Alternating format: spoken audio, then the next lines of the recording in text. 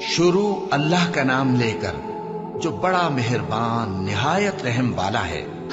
جو برے کام کرے اور اس کے گناہ ہر طرف سے اس کو گھیر لیں تو ایسے لوگ دوزخ میں جانے والے ہیں اور وہ ہمیشہ اس میں جلتے رہیں گے۔ جن لوگوں نے ہماری آیتوں سے کفر کیا ان کو ہم عنقریب آگ میں داخل کریں گے۔ جب کبھی ان کی کھالیں گل جائیں گی تو ہم ان کو اور کھالیں بدل کر دیں گے تاکہ ہمیشہ عذاب کا مزہ چکھتے رہیں۔ بے شک اللہ غالب ہے، حکمت والا ہے۔ اللہ انہی لوگوں کی توبہ قبول فرماتا ہے جو نادانی سے بری حرکت کر بیٹھتے ہیں پھر جلد توبہ کر لیتے ہیں۔ بس ایسے لوگوں پر اللہ توجہ کرتا ہے اور وہ سب کچھ جاننے والا ہے، حکمت والا ہے۔ اور ایسے لوگوں کی توبہ قبول نہیں ہوتی جو ساری عمر برے کام کرتے رہیں یہاں تک کہ جب ان میں سے کسی کی موت آ موجود ہو تو اس وقت کہنے لگے کہ اب میں توبہ کرتا ہوں۔ اور نہ ان کی توبہ قبول ہوتی ہے جو کفر کی حالت میں مرے۔ ایسے لوگوں کے لیے ہم نے دردناک عذاب تیار کر رکھا ہے۔ جن لوگوں نے ہماری آیتوں سے کفر کیا ان کو ہم عنقریب آگ میں داخل کریں گے۔ جب کبھی ان کی کھالیں گل جائیں گی تو ہم ان کو اور کھالیں بدل کر دیں گے تاکہ ہمیشہ عذاب کا مزہ چکھتے رہیں۔ بے شک اللہ غالب ہے، حکمت والا ہے۔ اور جو شخص کسی مسلمان کو قصدن مار ڈالے گا تو اس کی سزا دوزخ ہے جس میں وہ ہمیشہ جلتا رہے گا، اور اللہ اس پر غضبناک ہوگا اور اس پر لعنت کرے گا، اور ایسے شخص کے لیے اس نے بڑا سخت عذاب تیار کر رکھا ہے۔ جو لوگ اپنی جانوں پر ظلم کرتے ہیں جب فرشتے ان کی جان قبض کرنے لگتے ہیں تو ان سے پوچھتے ہیں کہ تم کس حال میں تھے؟ وہ کہتے ہیں کہ ہم ملک میں عاجز و ناتواں تھے۔ فرشتے کہتے ہیں کیا اللہ کا ملک فراخ نہیں تھا کہ تم اس میں ہجرت کر جاتے؟ بس ایسے لوگوں کا ٹھکانہ دوزخ ہے اور وہ بری جگہ ہے لوٹنے کی۔ ہاں، جو مرد اور عورتیں اور بچے بے بس ہیں کہ نہ تو کوئی تدبیر کر سکتے ہیں اور نہ رستہ ہی جانتے ہیں، تو قریب ہے کہ اللہ ایسوں کو معاف کر دے، اور اللہ بڑا معاف کرنے والا ہے، بڑا بخشنے والا ہے۔ جو لوگ یتیموں کا مال ناجائز طور پر کھاتے ہیں وہ اپنے پیٹ میں آگ بھرتے ہیں اور ضرور دوزخ میں ڈالے جائیں گے۔ اور جو اللہ اور اس کے رسول کی نافرمانی کرے گا اور اس کی حدوں سے نکل جائے گا اس کو اللہ دوزخ میں ڈالے گا جہاں وہ ہمیشہ رہے گا، اور اس کو ذلت کا عذاب ہوگا۔ جو لوگ ایمان لائے پھر کافر ہو گئے، پھر ایمان لائے پھر کافر ہو گئے، پھر کفر میں بڑھتے گئے، ان کو اللہ نہ تو بخشے گا اور نہ انہیں سیدھا رستہ دکھائے گا۔ اے پیغمبر، منافقوں یعنی دو رخے لوگوں کو بشارت سنا دو کہ ان کے لیے دکھ دینے والا عذاب تیار ہے۔ وہ جو مومنوں کو چھوڑ کر کافروں کو دوست بناتے ہیں، کیا یہ ان کے ہاں عزت حاصل کرنی چاہتے ہیں؟ سو عزت تو سب اللہ ہی کی ہے۔ اور اللہ نے تم مومنوں پر اپنی کتاب میں یہ حکم نازل فرمایا ہے کہ جب تم کہیں سنو کہ اللہ کی آیتوں سے انکار ہو رہا ہے اور ان کی ہنسی اڑائی جا رہی ہے تو جب تک وہ لوگ اور باتیں نہ کرنے لگیں ان کے پاس مت بیٹھو، ورنہ تم بھی انہی جیسے شمار ہوگے۔ کچھ شک نہیں کہ اللہ منافقوں اور کافروں سب کو دوزخ میں اکٹھا کرنے والا ہے۔ اس آگ سے ڈرو جس کا ایندھن آدمی اور پتھر ہوں گے اور جو کافروں کے لیے تیار کی گئی ہے۔ جب تمہارے پاس میری طرف سے ہدایت پہنچے تو اس کی پیروی کرنا کہ جنہوں نے میری ہدایت کی پیروی کی ان کو نہ کچھ خوف ہوگا اور نہ وہ غمناک ہوں گے، اور جنہوں نے اس کو قبول نہ کیا اور ہماری آیتوں کو جھٹلایا وہ دوزخ میں جانے والے ہیں اور وہ ہمیشہ اس میں رہیں گے۔ یہ کیا بات ہے کہ تم کتاب اللہ کے بعض احکام کو تو مانتے ہو اور بعض سے انکار کیے دیتے ہو؟ تو جو تم میں سے ایسی حرکت کریں ان کی سزا اس کے سوا اور کیا ہو سکتی ہے کہ دنیا کی زندگی میں تو رسوائی ہو اور قیامت کے دن سخت سے سخت عذاب میں ڈال دیے جائیں۔ اور جو کام تم کرتے ہو اللہ ان سے غافل نہیں۔ اور اس سے بڑھ کر ظالم کون جو اللہ کی مسجدوں میں اللہ کے نام کا ذکر کیے جانے کو منع کرے اور ان کی ویرانی کے لیے کوشش کرے۔ ان لوگوں کو کچھ حق نہیں کہ ان مسجدوں میں داخل ہوں مگر ڈرتے ہوئے۔ ان کے لیے دنیا میں رسوائی ہے اور آخرت میں بڑا عذاب۔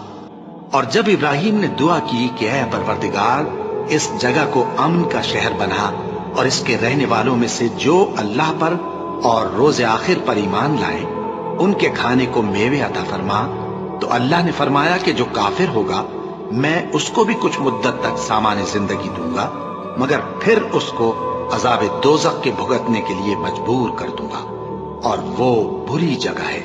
اور بعض لوگ ایسے ہیں جو غیر اللہ کو اللہ کا شریک بناتے اور ان سے اللہ کی سی محبت کرتے ہیں، لیکن جو ایمان والے ہیں وہ تو اللہ ہی کے سب سے زیادہ دوست دار ہیں۔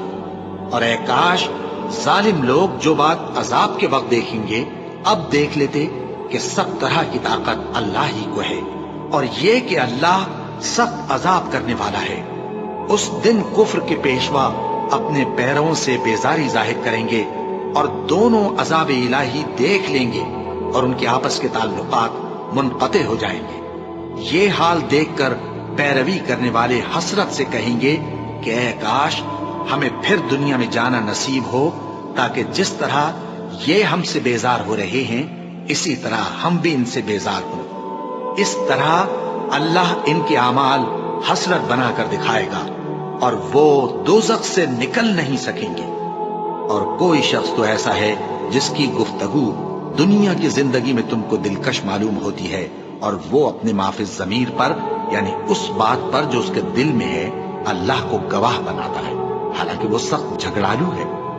اور جب پیٹ پھیر کر چلا جاتا ہے تو زمین میں دوڑتا پھرتا ہے تاکہ اس میں فتنہ انگیزی کرے اور کھیتی کو برباد اور انسانوں اور حیوانوں کی نسل کو نابود کر دے، اور اللہ فتنہ انگیزی کو پسند نہیں کرتا۔ اور جب اس سے کہا جاتا ہے کہ اللہ سے خوف کر تو غرور اس کو گناہ میں پھنسا دیتا ہے، سو اس کو جہنم کافی ہے اور وہ بہت برا ٹھکانہ ہے۔ جو لوگ سود کھاتے ہیں وہ قبروں سے اس طرح حواس باختہ اٹھیں گے جیسے کسی کو جن نے لپٹ کر دیوانہ بنا دیا ہو۔ یہ اس لیے کہ وہ کہتے ہیں کہ سودا بیچنا بھی تو نفع کے لحاظ سے ویسا ہی ہے جیسے سود لینا، حالانکہ سودے کو اللہ نے حلال کیا ہے اور سود کو حرام۔ تو جس شخص کے پاس اللہ کی نصیحت پہنچی اور وہ سود لینے سے باز آ گیا تو جو پہلے ہو چکا وہ اس کا، اور قیامت میں اس کا معاملہ اللہ کے سپرد۔ اور جو پھر لینے لگا تو ایسے لوگ دوزخی ہیں کہ ہمیشہ دوزخ میں جلتے رہیں گے۔ جو لوگ کافر ہوئے اس دن نہ تو ان کا مال ہی اللہ کے عذاب سے ان کو بچا سکے گا اور نہ ان کی اولاد ہی کچھ کام آئے گی، اور یہ لوگ آتش جہنم کا ایندھن ہوں گے۔